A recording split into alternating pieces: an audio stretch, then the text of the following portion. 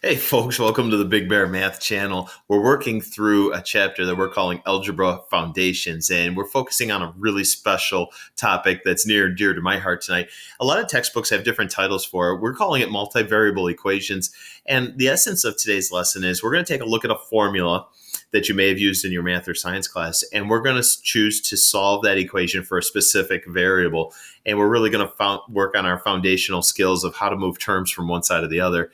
And try to stick with me throughout the video. If you make it to the end, we're going to show you some really special ninja moves that we like to call them, some secret ninja moves to solve some really tricky formulas or equations.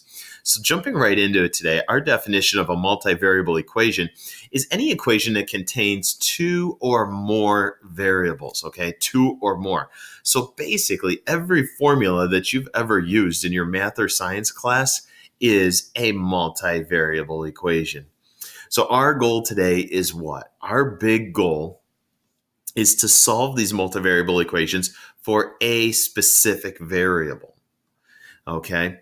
So just to get you warmed up here, I'm going to ask you, what's the traditional formula for the area of a rectangle? And of course, there's a couple different ways to say it, depending on which letters you may use. We're going to say area equals length times width. Maybe you prefer base times height, and that's totally fine. Now, when we write it this way, what we're really saying, and here's the goofiest math lingo that I'm going to introduce you to tonight, is that A is a function of L in W, okay? Notice A is the variable that's isolated. There's technically three variables. You've got your A, you've got your L, you've got your W. A is the one that's isolated, so A is a function of L and W. In other words, the value of A depends on which numbers or values we substitute for L and W. Now, let's take that formula and let's manipulate it a little bit. Let's throw it into the old hopper and see what happens. Can you take that equation and solve it for L? So if we know that area equals length multiplied by width, can we isolate the L? So what you're doing is you're going to say,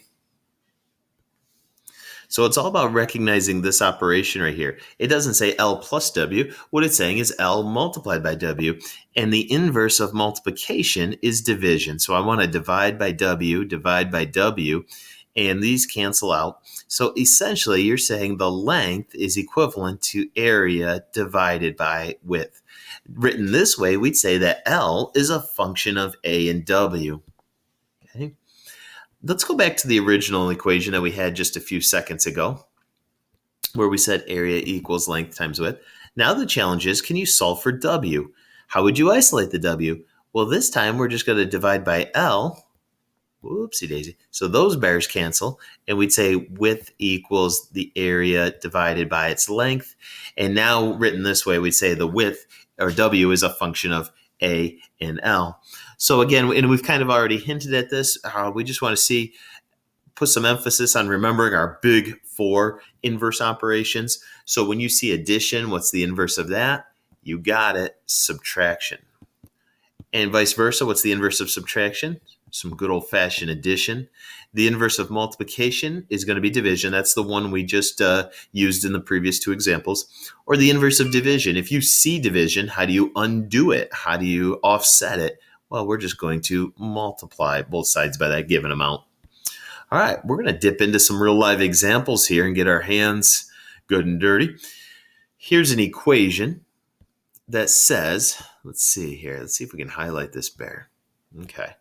The equation says A equals B plus 3, and we want to solve for B. Currently, the equation is solved for A. We want to try to solve for B. How do we isolate that B? We see addition here, so we ask ourselves, what's the inverse? It's just subtracting. Whatever I do to one side, I got to do to the other. So these bears are going to cancel. Now, when I look at A minus 3, I'm thinking to myself, these are not like terms. They cannot be combined. So I'm simply going to write A minus 3 equals B.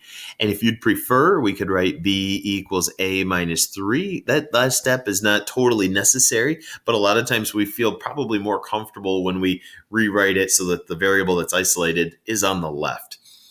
Okay, looking at my next example here. Take the equation x equals 3y minus 8 and see if we can solve it for y. So the first thing that I'm talking myself through this is eventually I've got to figure out a way to get rid of the 3 and the 8 at some point. Now, which one do I attack first? You remember the old order of operations PEMDAS?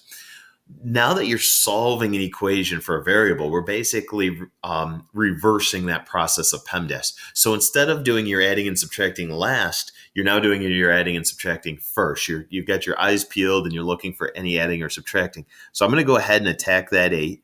And since it's a -8, I'm going to go ahead and add 8 to both sides. All right, again, these bears right here are not like terms. So just rewrite it as x plus 8 equals, cancel the 8, so you got 3y. Now go ahead, since it's 3 multiplied by y, the inverse is going to be division. Whatever I do to one side, I do to the other. And just leaving it as x plus 8 over 3 is a perfectly acceptable answer. Again, if you want to rewrite it so that the y is on the left side, you're more than welcome to do that. And if you want to get real fancy and show off, you could kind of use we saw a few videos prior to this one, what we called the distributive property for division, where we divide both terms in the numerator by 3. You could say 1/3 x plus 8/3, and that would also be equivalent. So really all 3 of these answers for me are acceptable final answers. They're all equivalent to each other for sure. All right, number 3. You might recognize this formula. This is the area of a triangle formula, and we just want to solve it for b here today. So let's see. The first thing I'm going to do is I'm going to try to get rid of the fraction, that 1/2. So now there's a lot of different ways. You know, if you interviewed or polled 5 different math teachers, you might get 5 slightly different explanations on how they're going to attack and try to eliminate that 1/2. Here's my favorite technique.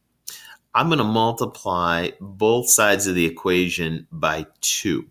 Whatever I do to one side, I got to do the other. Could have used parentheses. I like square brackets in this case. Now, why would I multiply by 2? Well, what happens is 2 multiplied by 1/2 makes 1. So essentially, they just cancel out. So I'm left with 2 times a equals b times h. If the original coefficient, if this was a 1/4 to begin with, I would have multiplied both sides by 4. You want to multiply it by whatever is going to produce 1 at the end of the day.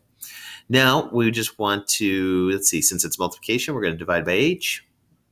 And so at the end of the day, b equals 2a divided by h. And I'll tell you what, you should really give yourself a pat on the back because that is some outstanding math right there. All right, maybe our trickiest one of the night. And we're getting really close to that moment where we're going to share some special ninja tricks with you. Here's another formula you may recognize from science class. We're saying Celsius, C for Celsius, equal to 5/9 times the quantity F minus 32, where F is the degree measurement in Fahrenheit. So what we're going to do first is I want to try to get rid of that 5/9, and I'm going to break this into a 2-step process. The first thing I'm going to do is I'm going to multiply both sides by 9. So let me rewrite this as C equals, we got 5/9 F minus 32.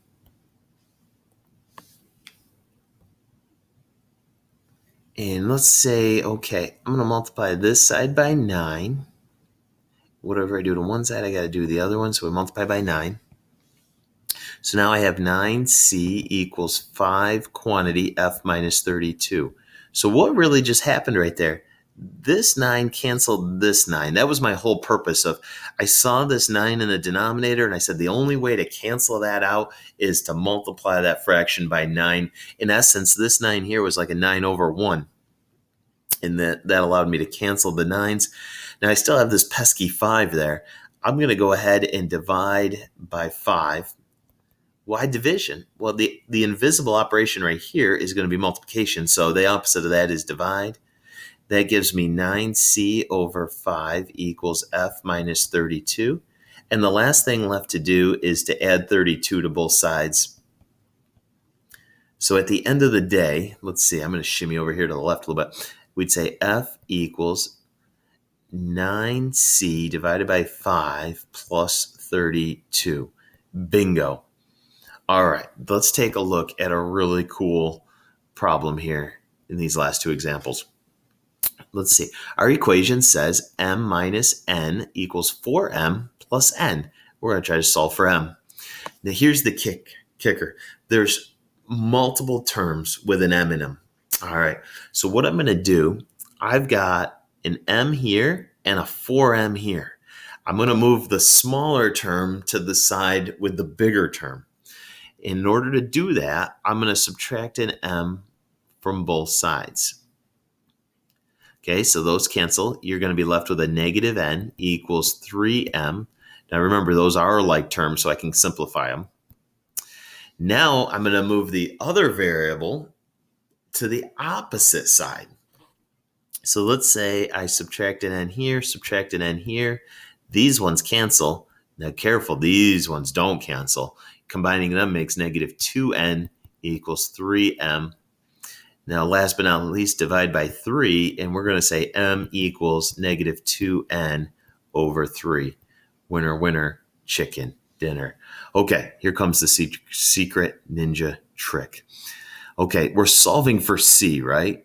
So let's subtract this c to get it on the other side with this c. But there's this really pesky x in there. So what do I do with that? Well, let's just say cx minus c equals 4. Here's the secret trick. These terms right here have what's called a GCF. They have something in common. We're going to factor out the GCF. The term they have in common is c. Dividing this term by c leaves me with x. Dividing this term by c leaves me with a 1. And it's still equal to 4. So now, again, we're solving for c. So in the operation here is multiplication. So I'm going to divide by the quantity x minus 1. Whatever I do to one side, I've got to do to the other. Bang, bang.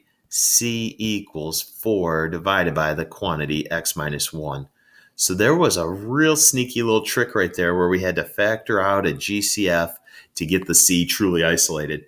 So ladies and gentlemen, I hope you found this video very helpful, I hope. And please, if you did, please hit subscribe below, hit like, share some comments, and best of all, share it with your friends. And we're going to continue to build this great math community we have. Keep tackling big bears.